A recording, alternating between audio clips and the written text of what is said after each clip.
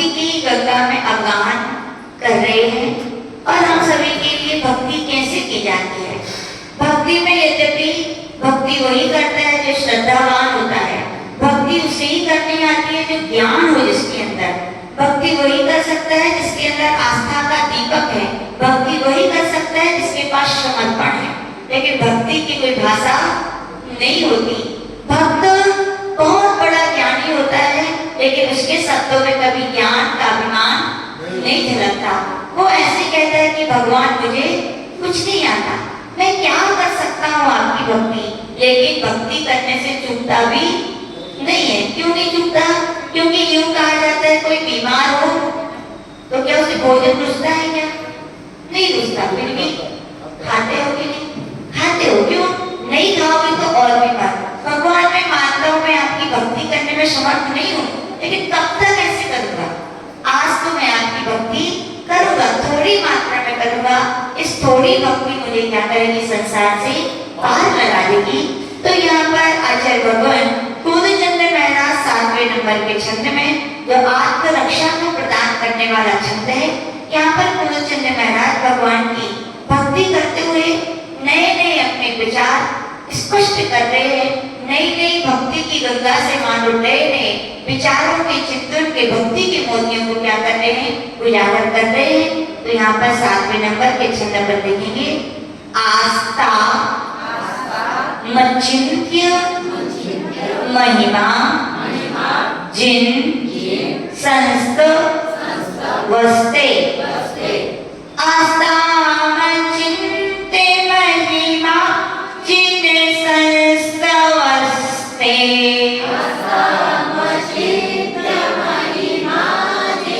संस्त वस्ते।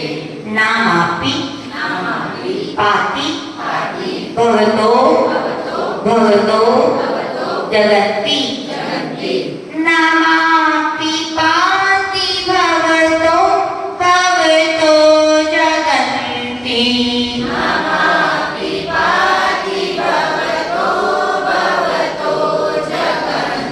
तीव्रा तपोप हत पांथ जनान निदाघे। तीव्रा तपोप हत पांथ जनान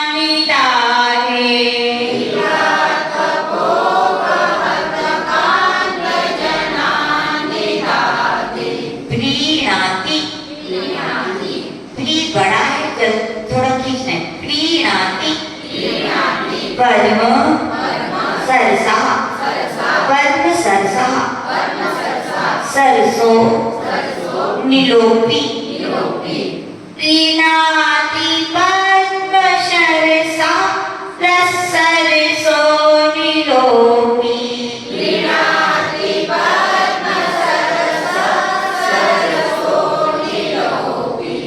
आस्था मच्चिंत्य महिमा जिन संस्त वस्ते। नामापि पाति भवतो जगन्ति। तीव्रा तपोप हत पांथ जनान निदाघे। प्रीणाति परम सरसा सरसो निलोपी। एक साथ बोलेंगे,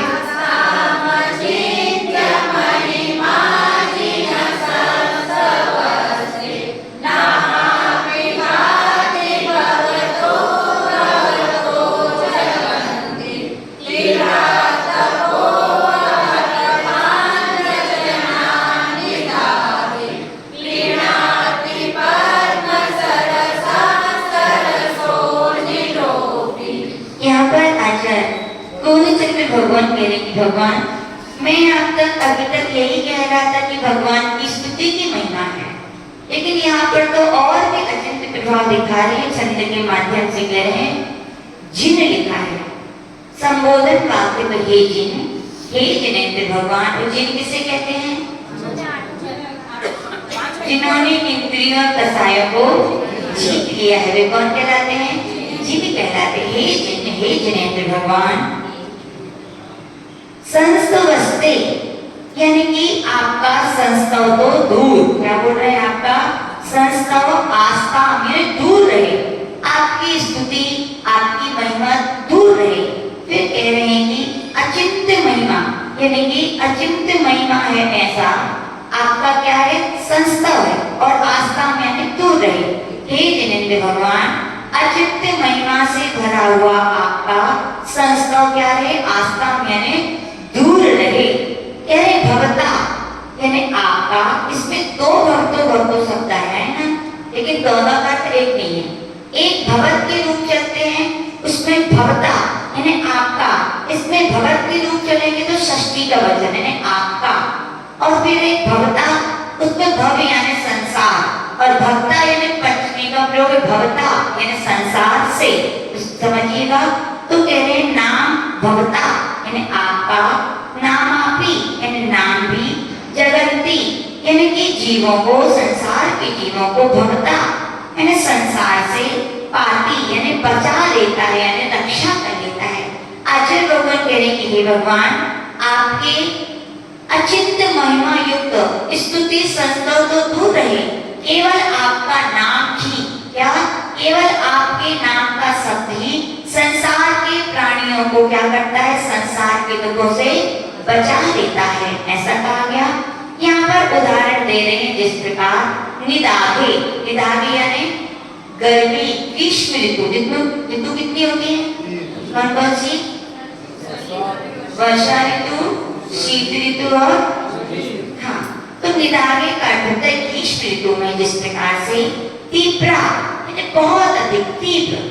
फिर लिखा है आतप, आतप यानी घाम या धूप, और अपहत, अपहत का अर्थ होता है सताए हुए, पांथ का अर्थ होता है पथिक यानी कि जो चलते हैं वो, और जनान यानी पथिक जनों को। जैसे ग्रीष्म काल में तीव्र घाम से, तीव्र धूप से सताए हुए पथिक जनों को पद्म शर्षा, पद्म का अर्थ होता है कमल, और शर का अर्थ होता है तालाब, और यहाँ पर षष्ठी का प्रयोग शर्षा, पद्म शर्षा यानी कि कमलों का तालाब का, शर्षा, सरसा का अर्थ फिर यहाँ पर क्या है, शीतल वायु, और अनिला, अनिला यानी वायु, अपी यानी भी, प्रीणाति क्या संतुष्ट नहीं करती, अर्थात करती है। यहाँ पर आचार्य भगवान कह रहे कि हे भगवान, पद्म के सरोवर तो दूर रहे। यूं कहा जाता है कि ग्रीष्म काल में जब बड़े बड़े राजा महाराजा होते थे तो उनके महलों में पद्म सरोवर होते थे कि राजा महाराजा उनमें जाकर स्नान करते थे, तो उन्हें क्या होती थी, गर्मी से राहत, शांति मिलती थी। तो आचार्य भगवान के पद्म सरोवर तो शीतलता देते हैं, लेकिन पद्म सरोवर में कोई अंदर ना प्रवेश करे, पद्म सरोवर के बाजू से भी यदि निकले तो क्या वहाँ की चलने वाली वायु क्या हमारे लिए क्या शीतलता प्रदान नहीं करती, क्या करती है। ऐसी भगवान आपका महिमा युक्त अचिंत्य स्तुति तो दूर रहे, वो तो हमारे दुख को दूर करती है, लेकिन आपका नाम भी क्या करता है, संसार के प्राणियों को उनके दुखों से क्या कर देता है, दूर कर देता है। समझ में आ गया? फिर से देख लीजिए, जिस प्रकार से पथिक जनों के लिए पद्म यानी कि कमलों का सरोवर शीतलता प्रदान करता है, तो क्या वहां पर बहने वाली वायु क्या शीतलता नहीं देती, अर्थात देती है। उसी प्रकार से ही भगवान आपका महिमा युक्त चिंतन, अचिंत्य महिमा आपकी क्या है, आपके संतों की, आपकी स्तुति की इतनी महिमा है कि जो आपकी स्तुति करता है उसके दुखों का क्या होता है, दूर होता है। लेकिन आपके नाम की भी इतनी महिमा है कि आपका नाम भी कोई ले तो भी उसके दुखों का क्या हो जाता है, संसार के दुख उसके दूर हो जाते हैं। इस प्रकार से यहाँ कहा गया, पार्श्वनाथ की गुण गाथा सब मिलकर गाओ रे, पार्श्वनाथ की गुण गाथा सब मिलकर गाओ रे, पार्श्वनाथ की गुण गाथा सब मिलकर गाओ रे, पार्श्वनाथ की गुण गाथा सब मिलकर गाओ रे, प्रभुवर की भक्ति ओहो प्रभुवर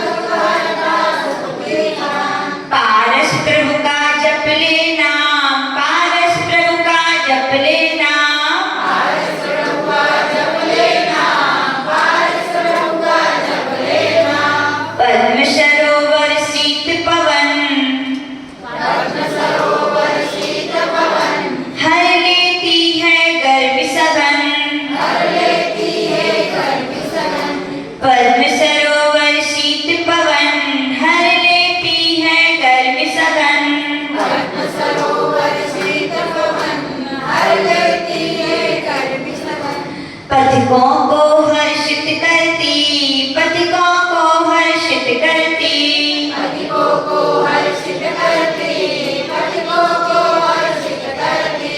पारस का नाम, ओहो पारस का नाम, सब कष्ट मिटाए रे, पाश प्रभु की गुण गाथा सब मिलकर गाओ रे। पाश प्रभु की गुण गाथा सब मिलकर गाओ रे। तो यहाँ पर इस प्रकार से अपन ने छंद सीखा, और यहाँ पर इस छंद की भी, जैसे हर छंद की अलग अलग कहानियां, अलग अलग महिमा यहाँ पर बताई गई है, इस छंद की भी महिमा यहाँ पर बताई गई है कि किसी देश का एक राजकुमार था, उसका विवाह हुआ। क्या हुआ? उसका एक राजकुमारी से उसका विवाह हुआ। जिस दिन उसकी संध्या काल में उसका विवाह हुआ और रात्रि के समय ही अचानक वह राजकुमार जब उस राजकुमारी के पास पहुंचा तो उससे बोला कि मैं प्रातःकाल होते ही विदेश के लिए प्रस्थान कर जाऊंगा। क्या कर जाऊंगा? विदेश के लिए चला जाऊंगा। जिसकी नई नई शादी हुई है और कोई उसका होने वाला यानी हो गया है जो पति ऐसी बात करे तो उसके लिए पीड़ादायक होती है। उसको समझ में नहीं आ रहा था कि ये क्या हो रहा है, मेरे से ऐसा कौन सा अपराध हो गया, मेरे कौन से पाप कर्म का उदय है, किसने क्या कह दिया। फिर तो क्या होते हैं, लाखों प्रश्न खड़े हो जाते हैं। यूं कहा जाता है जितनी गलतियां नहीं होती उतनी गलत फहमियां हो जाती हैं। क्या हो जाती हैं? आज पूज्य गुरुदेव हम लोग से हमेशा कहते थे हर व्यक्ति आपका अपना है। क्या है? आपका अपना है। लेकिन कब तक वो आपको अपना लगता है? जब तक कि आप कोई गलत फहमी में ना आए। गलतियां होना कोई बड़ी बात नहीं, सहज है। मनुष्य जीवन है, व्यक्ति कोई परमात्मा नहीं है, अभी क्या है, आत्मा ही है, संसारी आत्मा। गलतियां होना क्या है, सहज है। लेकिन व्यक्ति गलतियों को नहीं देखता, गलतियों को नहीं समझ पाता, और गलतियां इतनी होती भी नहीं है। किसमें पड़ जाता है व्यक्ति? गलत फहमियों में। किसमें पड़ जाता है? और गलत फहमियां पहले एक दरार बनती हैं और फिर दीवार बन जाती है, फिर बहुत बड़ी खाई बन जाती है। इसीलिए पूज्य गुरुदेव कहते थे यदि आप किसी को अपना मानते हो, कभी कोई बात भी हो जाए तो अपना समझ के अपनों से अपनी तरह ही पूछ लिया करो। ऐसी बात है कि नहीं। और जो लोग क्या करते हैं, बात नहीं पूछना चाहते, कानों के कच्चे होते। क्या होते कुछ लोग? कानों के कच्चे। और पूज्य गुरुदेव बोलते थे जो व्यक्ति कानों के कच्चे होते हैं कभी उनका रिश्ता मजबूत नहीं हो सकता। वो स्वयं भी किसी को अपना विश्वास बना नहीं पाते और ना किसी के विश्वास पात्र बन पाते। क्यों? क्योंकि उनके अंदर क्या है, कान के वो क्या है, कच्चे हैं। यदि आप अपने पूज्य गुरुदेव बोलते थे रिश्ते को, संबंध को अच्छे रखना चाहते हो, बराबर उसको अनवरत बनाए रखना चाहते हो, तो क्या करना चाहिए? कानों के कच्चे नहीं होना चाहिए। कोई कितना भी आपसे अपनों की आगे कहे, आपको यही बोलना चाहिए वो मेरे अपने हैं, गलती हो सकती मैं निपट लूंगा। क्या बोलना चाहिए? मैं निपट लूंगा। और जो कान के कच्चे होते हैं वो क्या करते हैं, अच्छा ऐसी, हम तो उनको इतना अच्छा समझते हैं और वो हमारे बारे में ऐसा सोचते हैं, आप देख लूंगा। और तीसरे क्या, नारद की तरह मजा लेते, नारायण नारायण, बस मजा लेते हैं, है ना। तो आचार्य बोलते थे कानों के कच्चे नहीं होने चाहिए, यानी कि गलतियां कम, गलत फहमियां व्यक्ति ज्यादा पालता है। यूं ही कुछ हुआ होगा तो उसके पति ने भी पूरी सेम कहानी, किसकी याद आती है इसमें? अंजना की। किसकी याद आती है? अंजना के साथ भी तो ऐसे हुआ था। अंजना भी विवाह पवने जैसे जब उनका फिर से हो गया था तो कितनी आगुलता थी पवने जय को मिलने के लिए। एक समय वो था कि सगाई की हुई थी, शादी होने के लिए कुछ ही दिन थे, लेकिन पवने जय को इतनी आगुलता थी, इतनी व्याकुलता थी कि अंजना के बिना रह नहीं पा रहे थे और मर्यादाओं को तोड़कर उसके राजमहल में पहुंचे थे। किसके राजमहल में? और अंजना क्या कर रही थी? अपनी सखियों के साथ क्या कर रही थी? सखियां तो सखियां होती हैं, सब हंसी मजाक चलता है। तो उसकी एक मिश्रकेशी सखी, नाम था मिश्रकेशी, लेकिन बोलती थी बस। तो मिश्र कैसी कह रही थी कि अंजना, तेरा जिससे विवाह होने जा रहा है उससे कई गुना किसी राज को वो अच्छा है, उसमें इतने गुण हैं। और अंजना ने क्या कुछ कहा था? क्या कुछ नहीं कहा। वो तो जानती थी सहेलियां हैं, चिढ़ाती हैं, बोल रही हैं। अंजना ने कुछ नहीं कहा और मुस्कुरा गई। और इस दृश्य को किसने देख लिया? पवनंजय ने। और देखो गलती थी क्या? क्या पाली? गलत फहमी पाली कि जरूर विवाह मेरे से कर रही है, लेकिन उस राजकुमार का नाम सुनकर, उसकी वार्ता सुनकर के वो प्रसन्न हो रही है, यानी कि उनके हृदय में उसके लिए कहीं ना कहीं क्या है? स्थान है। देखो लोग कहते हैं कि सुनने में क्या जाता है। हमारे यहाँ माता जी महाराजियों का ब्रह्मचर्य व्रत कहा गया। कौन सा व्रत कहा गया?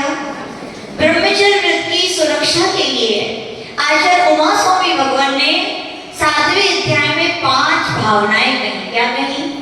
और एक भावना कही स्त्री राग कथा श्रवण त्याग। क्या कहा? मुनि महाराज ने तो कहा गया स्त्रियों की राग वर्धक कथाएं ना सुने, और माता जी ने तो उल्टा कर ले, पुरुष राग वर्धक त्याग कथा का त्याग कर ले। अब लोग कहते क्या जाता है सुनने में? देख लो क्या चला गया। सुनी तो था ना, अंजना ने कुछ कहा क्या?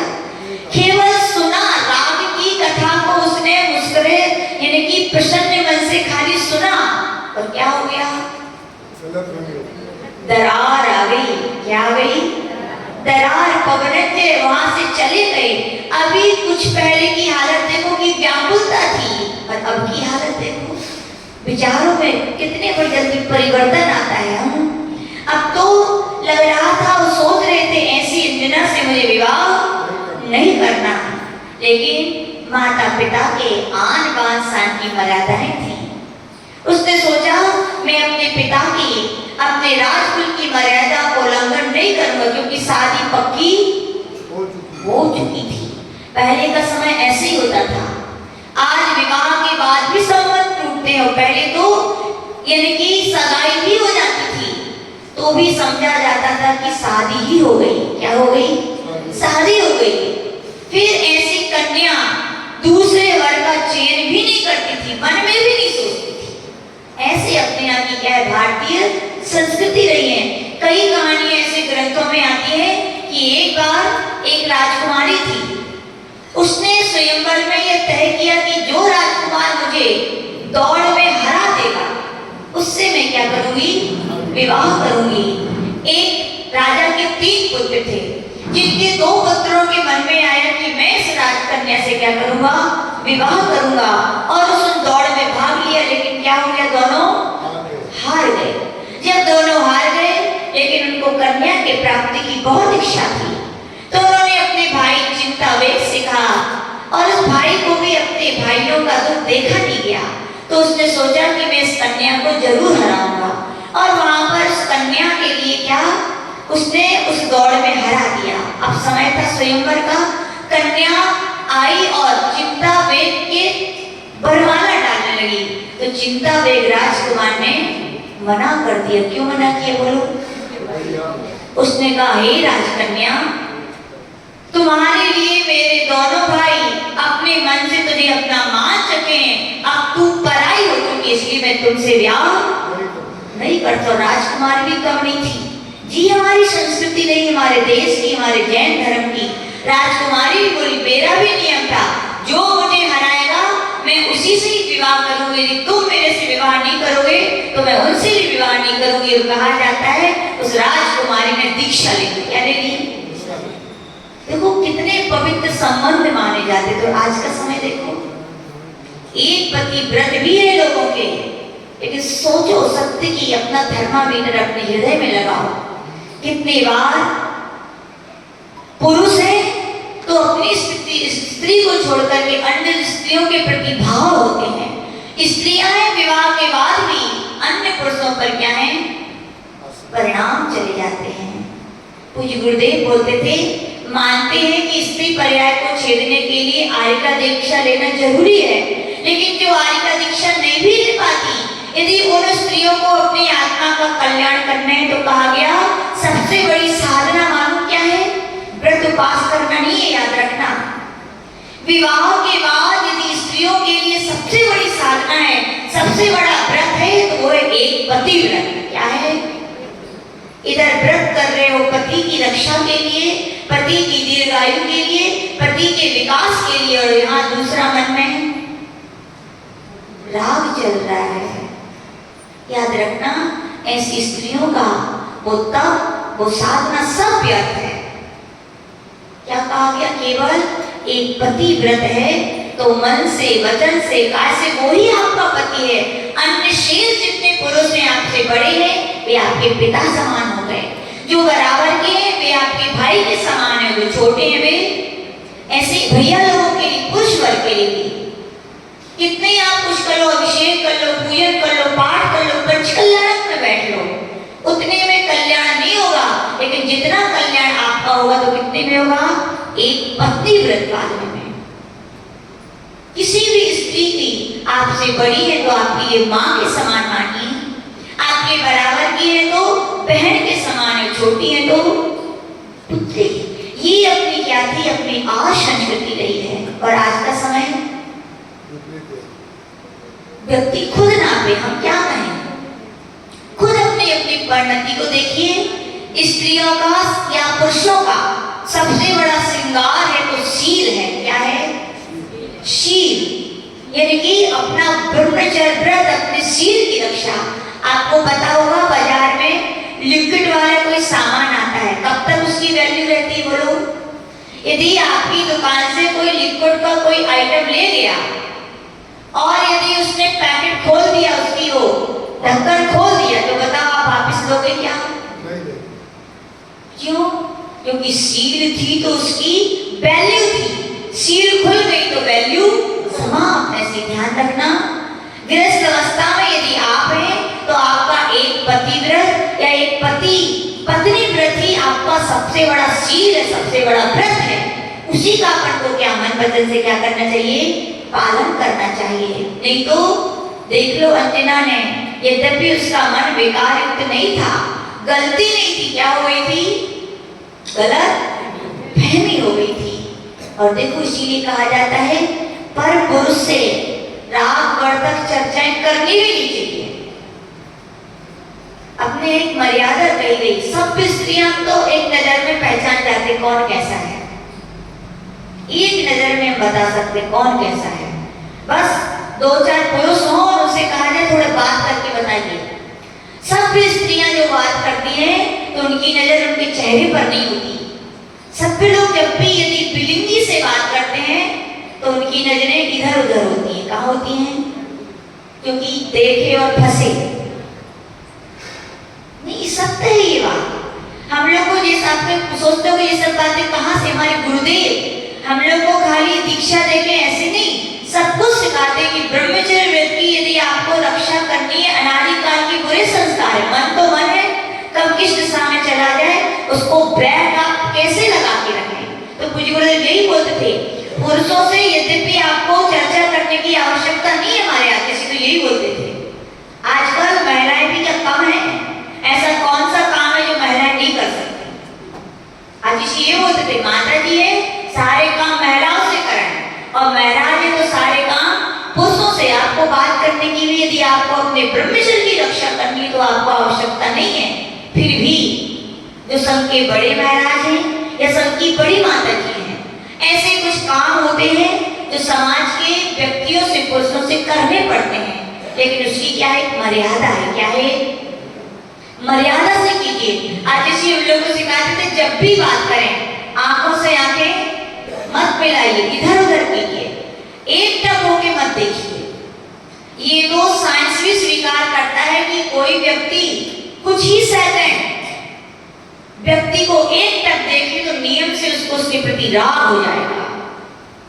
और अपन तो राग त्याग की साधना करने आए हैं। हम लोग को आज जैसे बोलते तो क्या एक टक होके कभी अपन बोलते भी हैं, कोई जवाब टकटकी लगा के देखता है तो लोग सीधा बोलते क्यों ऐसे क्यों देखते हो, और बोलते हैं कि नहीं। सब पुरुष किसी को टकटकी लगाकर नहीं देखते हैं और किसी को बात तो समझ जाते हैं कि व्यक्ति के मन में क्या है, सभ्यता की निशानियां, ये मर्यादाएं पहले सिखाई जाती थी। आज स्कूल तो माता पिता भेज रहे हैं, लेकिन संस्कार बोलो कितने दे रहे हो? सब स्कूल के भरोसे छोड़ दिया है। और पहले माता पिता सबको ये बातें सिखाते थे। कौन सिखाते थे? बेटियों को सिखाते थे कि बेटा तुम्हारा श्रृंगार, तुम्हारे कपड़े तुम्हारी रक्षा नहीं, तुम्हारी रक्षा करने वाला तुम्हारा सील है। और सील नजरों में होता है। किसमें होता है? कितनी बड़ा घूंघट डाल दो तुम, इतना बड़ा, और आंखें चारों तरफ घूम रही हैं तो नहीं, घूंघट भी होनी चाहिए। अपने यहाँ पर आज संस्कृति वाले अपन कौन है? अपन बड़े बुजुर्गों के, देव सास गुरु के सामने जब भी जाते हैं, सिर कैसा होना चाहिए बोलो? अब देख लो अपने अपने। साड़ियाँ छोटी हो गई वक्त की, छोटियाँ नहीं, साड़ियाँ तो इतनी, मन छोटा हो गया है। क्या कहा ऋषभ भैया? मन छोटा हो गया है, मन विकारों से भर गया है, मन की पवित्रता समाप्त हो चुकी है। पहले बेटियों की चुन्नियां होती थी, दुपट्टे होते थे। क्यों होते थे? कुछ गुरुदेव बोलते थे भैया जी तुम्हारा दुपट्टा कोई कपड़े का टुकड़ा नहीं है, वो तुम्हारी दो घरों की पट्टी की मर्यादाओं को बचाने वाला शील का प्रतीक है। क्या है? खाली कपड़े का टुकड़ा ना समझे वो बेटियां दुपट्टे को। वो चुन्नी, पूज्य गुरुदेव बोलते थे वो चुन्नी चुन्नी नहीं है, वो सोने की गिन्नी से भी ज्यादा कीमती तुम्हारी चुन्नी है। वो तुम्हारे सील की क्या है? रक्षा में सहायक है। लोग दोष देते दुनिया वालों को, नजर खराब से देखते हैं हमारे ऊपर। तुम भी तो देखो तुम निकलते कैसे हो, बोलो। एक बार एक केस आया जज के पास। एक लड़की ने शिकायत की हमारी एक लड़के ने हमसे मतलब गलत व्यवहार किया। जज ने उस लड़के को बुलाया और कहा कि देखो इस लड़के के साथ तुमने गलत व्यवहार किया। तो उसने सीधा मना कर, नहीं सर मैंने नहीं किया। और लड़की बार बार कही थी इसने किया। जज समझदार होते हैं, क्या होते हैं? बहुत बुद्धिमान जीवी होते हैं। वो कहते कुछ नहीं है लेकिन दिमाग उनका बहुत होता है। उन्होंने कहा ठीक है, लड़की को भी भेज दिया, लड़को भी, और लड़की को बोला उसका सुनो बेटा, जिस समय इस लड़के ने तुम्हें छेड़ा था ना, तो उस समय जो ड्रेस पहने थे ना वो पहन लिया। क्या बोले? जिस समय तुम जो ड्रेस पहनी थी वो ड्रेस पहन के आना बेटा तुम। लड़की ने ठीक। अभी जब जज से शिकायत करने आई थी तो बढ़िया आज संस्कृति की ड्रेस थी। वो कहा बेटा तू अपनी उसी ड्रेस में आना। लड़की आ गई ड्रेस में। तो लड़का को बुलाया गया, बोलो यही लड़की है? बोले हाँ सर यही है। उसने सीधा कहा सर मन तो मन है, यदि ये जैसी शिकायत करने वाली ड्रेस में होती तो मेरा मन उतना विकृत नहीं होने वाला था। मन को विकृतियां का अवसर कौन देते हैं? हम ही लोग देते हैं। कौन देते हैं? हम ही लोग। हमारे कपड़े, याद रखना हमारी भारतीय संस्कृति सबसे श्रेष्ठ संस्कृति है दुनिया के, विश्व की संस्कृतियों में।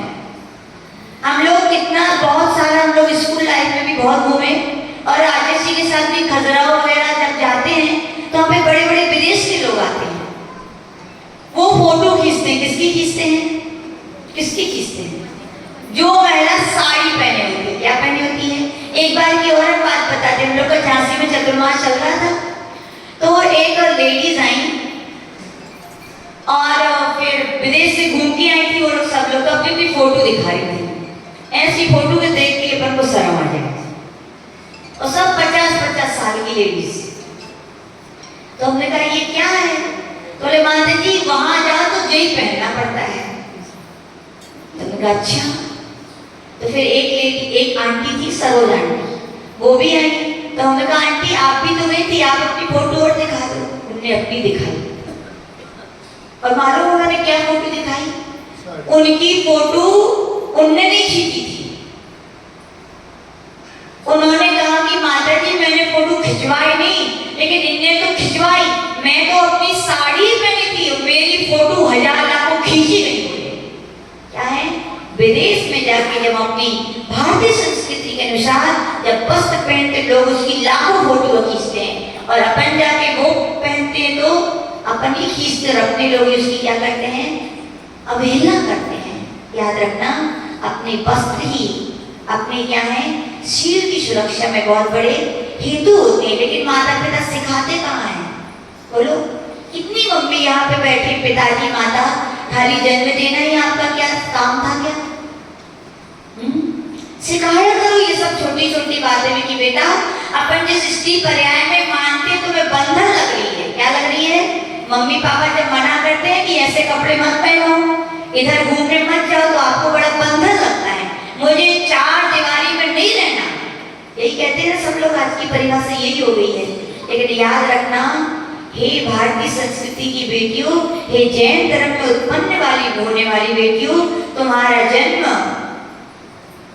चार दीवारी में कैद रहकर भी चार गतियों से यदि तुम छूटना चाहती हो तो इन मर्यादा का पालन आपको करना ही पड़ेगा।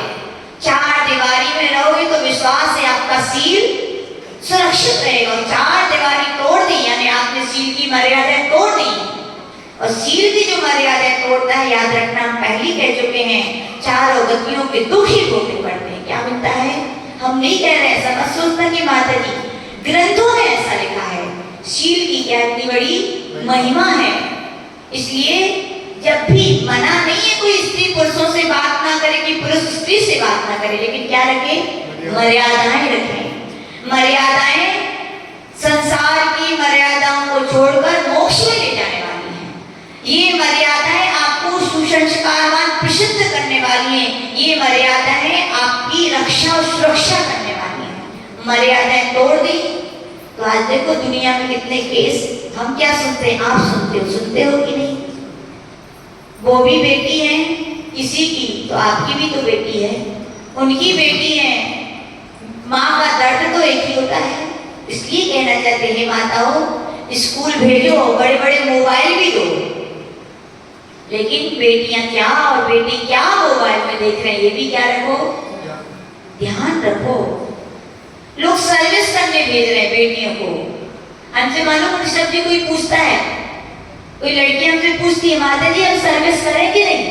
तो हम तो सीधी पूछते, क्यों तुम्हें दो रोटी खा भी नहीं है क्या?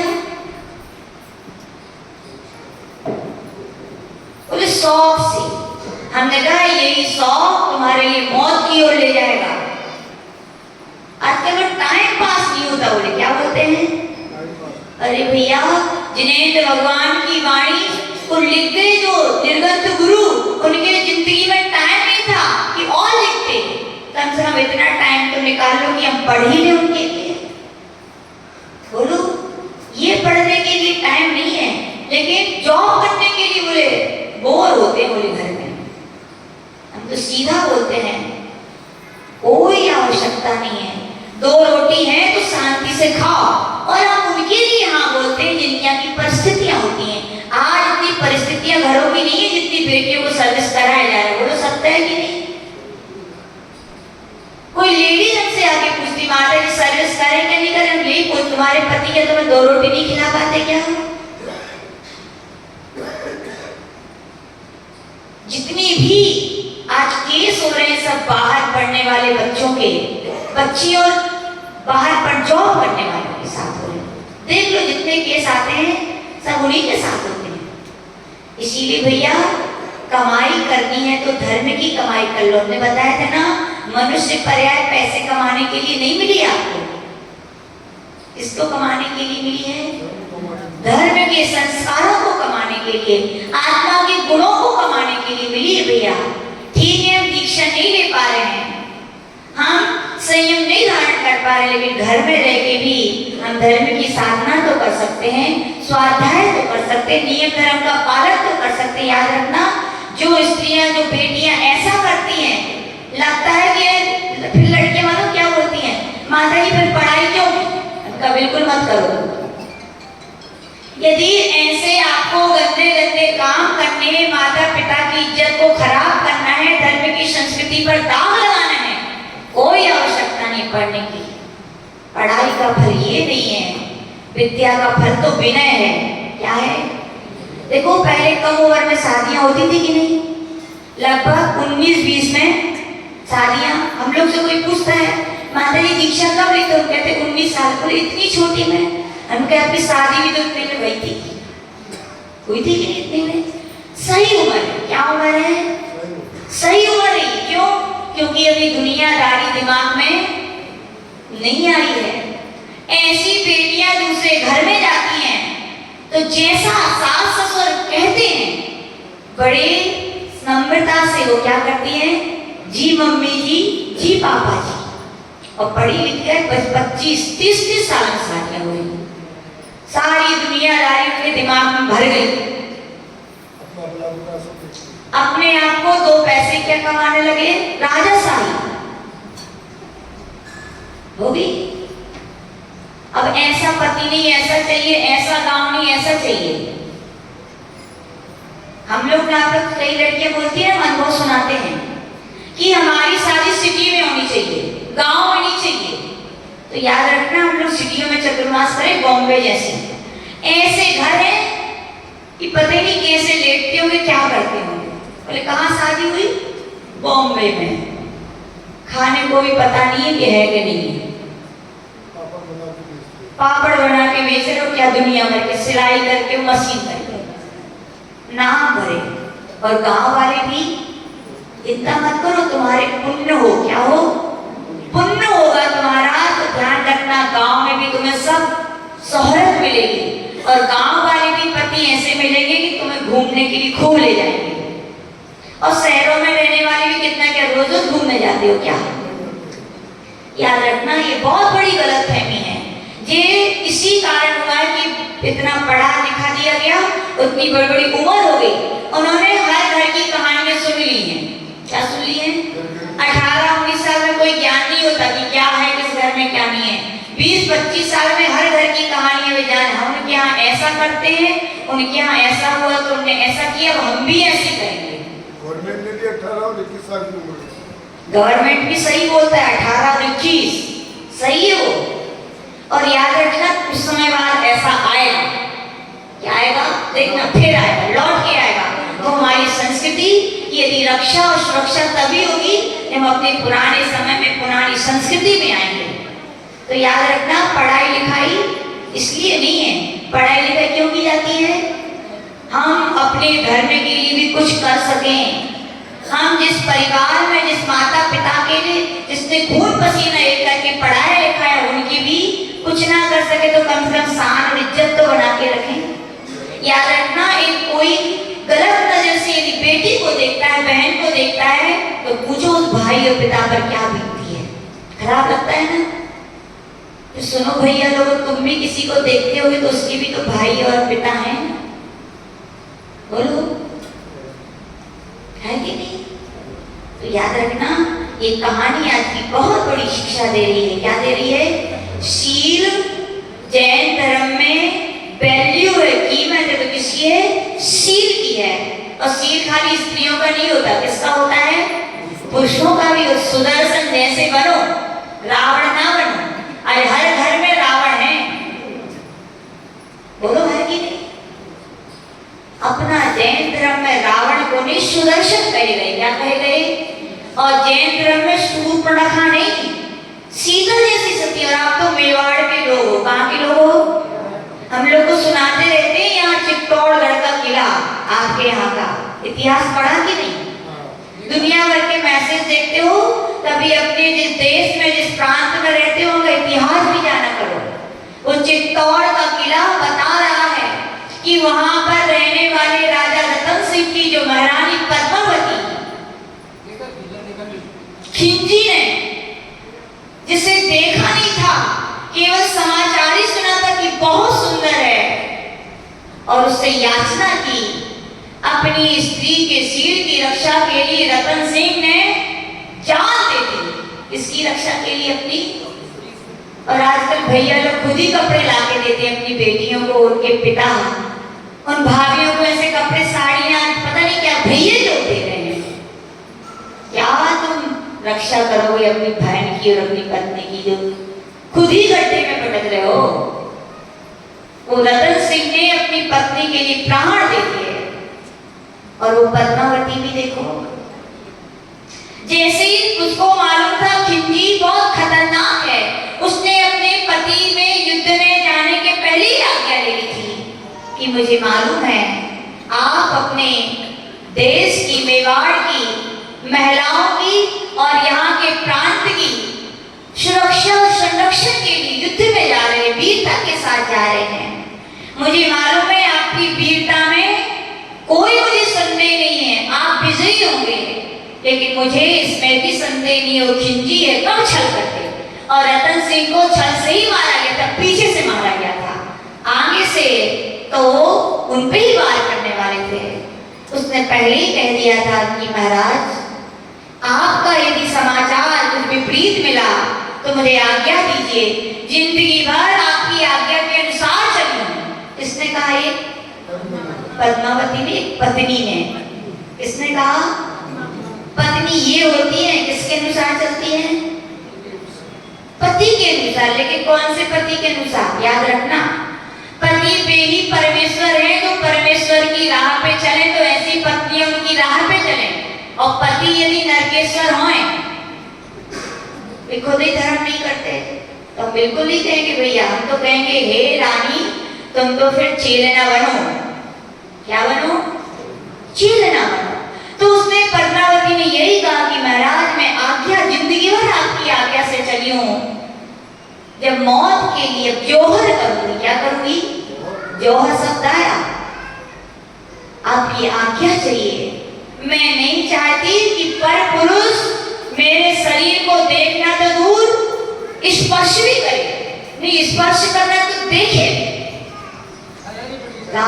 राजा ने उसके लिए आज्ञा दी। और जैसी समाचार मिला था कि रतन सिंह के लिए छल से मार दिया गया, खिंजी पद्मावती को प्राप्त करने के लिए युद्ध से भागा। और यहाँ अकेले पद्मावती नहीं, उसके साथ 16,000, कितनी? 16,000 उस मेवाड़, उस चित्तौड़गढ़ की जो अन्य सैनिकों की जो रानियां थी, जो पत्नियां थी, कितनी गर्भवती होंगी, कितनी क्या होंगी बताओ। किसकी रक्षा के लिए? केवल शील की रक्षा के लिए। किसमें कूद गई वो? एक साथ 16,000 वो रानियां कूद गई। अपन तो सुना ना, मैं तो रूह सी कांप गई, भैया हम तो ऐसी शादी करेंगे नहीं, तो अपने बस की नहीं है। लेकिन उनकी शील के प्रति आस्था देखो, दृढ़ता देखो। हमें लगा क्या शील के उनके अंदर महिमा होगी, क्या शील का उनका गौरव होगा उनके अंदर। बताओ, जलना आसान है क्या? थोड़ा सा जल जाए, दिन भर फूकते हो, जल गए। जिंदा जलना असंगीत पीड़ा है। लेकिन हंसते हंसते वो 16,000 रानियां क्या अग्नि में कूद गई। एक बार भी चित्तौड़गढ़ में ऐसा 3 बार जौहर हुआ। कितने बार? 3 बार ऐसे हजारों रानियां अपने केवल शील की रक्षा के लिए, अपने मेवाड़ की शान की रक्षा के लिए इसमें चली गई, अग्नि के कुंड में प्रवेश कर गई। हे बेटियों, हे भाभियों, झांको अपने हृदय को। आप उसी मेवाड़ के हो ना? तो अपनी उस आदर्शता को कायम रखना चाहिए। क्या रखना चाहिए अपन को? उसी आदर्शता को अपन को कायम। बहुत सारी ऐसी कहानियां आती हैं। एक वो भी तो ब्राह्मणी सुंदरी बेटियां थी अपने पिता की, पर ये थी वो क्या थी? सब बेटियां कैसी भी हो, काली कलूनी क्यों ना अनपढ़ हो, सब अपने माता पिता के लिए राजकुमारी से कोई कम। हर बेटी के लिए माता पिता अच्छे ही सोचते हैं। अब उसका दुर्भाग्य तो उसकी बात, बोलो सत्य है कि नहीं? सत्य है। एक वो बेटियां थी, जैसी सुना कि मेरे विवाह जिससे होगा, 3 लोक के अधिपति तीर्थंकर होने वाले 3 लोक के इंद्र 100 प्रकार के इंद्र भी जिनके चरणों के पूजन करेंगे, जिनके चरणों में झुकते हैं, मेरे विवाह के कारण उन्हें झुकना पड़ेगा। क्या किया उन्होंने? बोलो क्या किया? पिताजी से बोले, पिताजी आपकी आन बान शान में, यदि मेरी शादी करने से अंतर आता है तो ऐसी शादी नहीं करूंगी। और आज की बेटियां बोलती हैं आपकी आन बान चूल्हे में जाए, लेकिन हम तो शादी उसी से करेंगे। आप भी चूल्हे में जाओगे तो कहते हैं आपसे भी मुझे कोई लेना देना। और यही परिभाषा है। कैसी तुम बेटियां हो जिन माँ बाप ने खून पसीना एक करके इतना बड़ा किया, आज तुम्हारी ये भाषा। और हम लोग के पास एक पुस्तक है, आए यहाँ की लड़कियां से खुद कहें माता की पुस्तक पढ़ाओ। जिन लड़कियों ने लव मैरिज करके बिना माता पिता की आज्ञा से विवाह किए, खोल लो उनकी हिस्ट्रियां जाके, सब रोई हैं, खून के आंसू रोई हैं। किसके आंसू? क्योंकि जिस घर में गई वो अपने धर्म के लोग नहीं है। मोहम्मद में शादी कर रही है, कहाँ कर रही है? ओहो, जिसके लिए हम लोग पता है बाजू से भी कोई निकल जाता था तो 4 हाथ दूर हो जाते थे। जिस सामने सफाई करने वाले झाड़ू जिन निकलते थे तो सुद्धिया लड़कियां उनके साथ जा रही हैं। जिनके बाल बनाने के कोई बना दे तो नहाते थे लोग, आज उनके साथ जा रही हैं। हे बेटियों, तुम्हें अपने माता पिता की, अपने धर्म की, आन बान की चिंता नहीं है? याद रखना, आज तक माता पिता को दुखी करके कोई सुखी, ये सत्य सिद्धांत है। कितनी भी देवी देवताओं से प्रार्थना कर लो, वे तो दुनिया के देवी देवता हैं, लेकिन माता पिता तुम्हारे घर के देवी देवता हैं। जब घर के देवी देवता ही प्रसन्न नहीं है तो दुनिया के देवी देवता क्या प्रसन्न हो पाएंगे? बोलो। और घर के देवी देवता को तुमने दुखी कर दिया है तो दुनिया के कितने भी देवी देवताओं से तुम प्रार्थना करना, वो तुम्हें सुख नहीं मिलेगा। इसलिए याद रखना, इस कह दिया हमने सील की रक्षा करो। किसकी करो? और माता पिता की सिखाएं। ये बात तो सत्य है। हम लोग कई लड़कियों से बोलते हैं तो माता जी कभी किसी ने बताया ही नहीं, बोले तो माता पिता का भी कर्तव्य है ये बातें बेटियों को सिखाएं। सील क्या होता है, क्या हमारे धर्म की संस्कृति रही है, कैसा हमारे देश का आदर्श रहा है, सुनाओगे तो मुझे विश्वास है वो बेटियां भी आपकी अपनी है ना, तो अपनों की बात तो सब मानेंगे।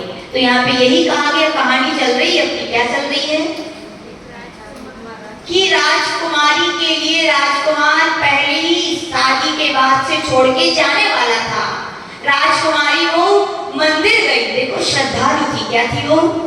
श्रद्धालु थी। ऐसा नहीं मुगाना की यदि कोई होती तो वे तो पूरा मंदिर नहीं कोर्ट पहुंचती सीधे। कहाँ पहुंचते? कोर्ट। कि क्यों ऐसा करना था तो बोलो, है कि नहीं? लेकिन नहीं, हमारी जैन धर्म की संस्कृति सीता और अंजना की रही है। वो मंदिर गई, कहाँ गई? मेरे किसी पाप कर्म का उदय है और पाप कर्म का उदय है तो उसको पुण्य में बदलना है तो धर्म करना ही पड़ेगा। क्या करना पड़ेगा? धर्म करना। मंदिर गई और योग नियोग देखो, वहां एक मुनि महाराज बैठे थे, उनके लिए नमोस्तु किया, बोला भगवान ना जाने मेरे कौन से पाप कर्म से, देखो पति को दोष नहीं दिया, कैसे खड़ूस पति मिले, दिमाग में नहीं है इतना, पता नहीं राक्षस से पूरे कर विवाह करो और छोड़ के जा रहे। ये आज की भाषा है। किसकी भाषा है ये? लेकिन नहीं, वो सीता के समय सीता का चरित्र उसने पढ़ा था, अंजना का चरित्र। कभी सीता ने नहीं कहा कि रामचंद्र जी ने मुझे निकाला, वो लोग कहा क्या? कभी अंजना ने नहीं कहा कि मेरे पति के कारण मेरी सास ने मेरे साथ ऐसा किया, उन्होंने तो क्या कहा? मेरे स्वयं का क्या है, किसी न किसी पाप कर्म का, इसीलिए मेरे ऐसा। कौन बोलते हैं ये? धर्मात्मा, श्रद्धालु, सम्यक दृष्टि लोग। वो बोले भगवान क्या मैंने ऐसा पाप किया था? तो बिल्कुल सेम अंजना की तरह कहानी है। मुनि महाराज ने कहा, हे पुत्री, तूने पिछले जन्म में जब तू राजकुमारी थी, ईर्ष्या के वश से, द्वेष के वश से तूने जिनेंद्र भगवान की प्रतिमा को छिपा दिया था। क्या किया था? अंजना ने भी तो ऐसे किया था। अंजना जब पूर्व जन्म में कनकोदरी की पर्याय में थी, किसकी पर्याय में? कनकोदरी उसका नाम था। तो ईर्ष्या के वश होकर के उसने जिनेंद्र भगवान की प्रतिमा को, यूं कहा जाता है 22 घड़ी के लिए, कितने घड़ी के लिए? एक घड़ी कितने की? 24 मिनट की, कितने मिनट की? 22 घड़ी, ऐसा कहते हैं लोग। तो क्या हुआ था? 22 वर्ष तक उसका वियोग हुआ था भैया। तो महाराज वो कहती है भगवान ठीक स्वीकार है, क्योंकि नान्यथा मुनि भाषणम, मुनि लोग जो कहते हैं वो अन्यथा सत्य है, मैं स्वीकार करती हूँ मैंने ऐसा किया था, लेकिन इस पाप कर्म से अब छूटने का कुछ उपाय बताइए। क्या बताइए? तब वे मुनि महाराज कहते हैं पुत्री 27 दिन तक आचार्य मूलचंद्र भगवान के द्वारा लिखा गया कल्याण मंत्र स्तोत्र, उसके 7वें नंबर का छंद है और उसकी जाप है ओम नीम अरम नवो अभिट्ट साधयाड़म बीज बुद्धिरम या श्री भवाटवी निवारकाय श्री पाशना जिनाय नमः। ऐसे इस मंत्र की 27 दिन तक तुम क्या करो? जाप करो और अंत में शांति विधान हवन पूर्वक तुम्हें करना। तो उसने स्वीकार कर लिया और महाराज और क्या किया? महाराज ने उससे कहा कि जब तुम्हारा पति जाने लगे तो उसके लिए कमल का फूल दे देना। क्या दे देना? और उससे कहना कि हे स्वामी आप जा रहे हैं और आपके लिए मेरी तरफ से भेंट है कमल का फूल, इसको अपने पास ही रखना है, ये मंत्रित फूल है। जब ये फूल मुरझाने लगे, सूखने लगे, तो समझ लेना कि तुम्हारी पत्नी शीलवती नहीं है। क्या बोला वो?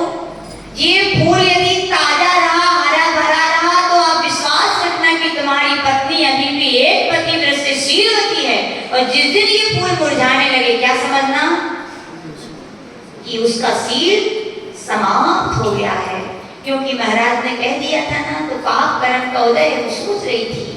तो जैसे ये कमल लेके गया और उस राजकुमारी ने क्या किया? एक कमल अपने पास भी रखा। कहाँ रखा? एक मंत्रित कमल अपने पास रखा और एक पति के लिए दिया। और पति विदेश चला गया और विदेश गया और वहां पर वो रोज देखता था। क्या देखता था? क्या देखता था? फूल देखता था। क्योंकि जैसे पवनंजय को अपनी अंजना के प्रति गलत फहमी हो गई थी, ऐसी राजकुमार को भी क्या हो गई थी? गलत फहमी। लेकिन वो जैसे फूल देखता था तो क्या फूल हरा भरा ताजा रहता था। जैसे ही दिन बीतते गए उसके भाव में भी क्या आने लगा? परिवर्तन। क्या आने लगा? अभी कुछ ही दिन हुए थे। क्या हुए थे? कुछ ही दिन हुए थे कि परिणाम में क्या आने लगा? परिवर्तन आने लगा। और यहाँ पर वो उसकी पत्नी रोज जिनेंद्र भगवान के सामने इस मंत्र का क्या करती थी? जाप करती। तो शुभ भावनाएं लाती थी। किसके प्रति? पति के प्रति। याद रखना, भावनाओं का भी अपने जैन धर्म में बहुत बड़ा महत्व है।